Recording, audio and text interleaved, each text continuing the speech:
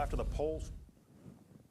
Sorry about that. After the polls close on November 3rd, it could be days or even weeks until we find out who the president is. And our Kelly Kennedy tells us why that is.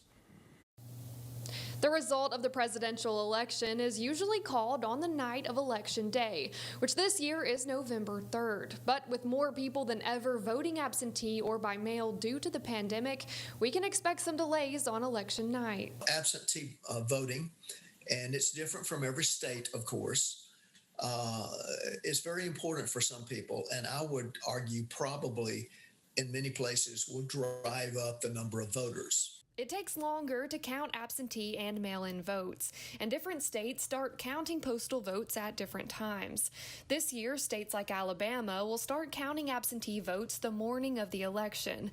Because we are not doing universal mail-in voting like other states, Secretary of State John Merrill expects all of Alabama's votes to be counted by midnight. Some states will not start counting them until polls close. Other states, like Florida, will start counting before Election Day.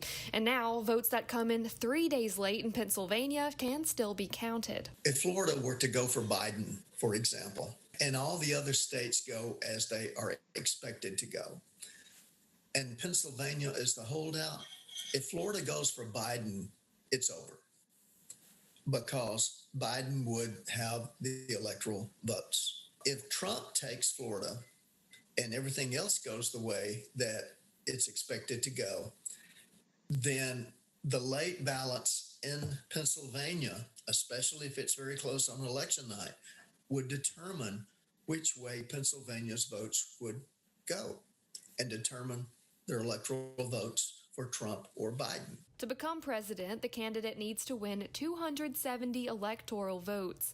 Electors must be chosen no later than 41 days after Election Day. This year, that date is December 14th. But the expected delays in vote counting could mean we still won't have clear results by then. For more information and our full election guide, head to rocketcitynow.com. With your Voter Access Team, I'm Kelly Kennedy, WZDX News.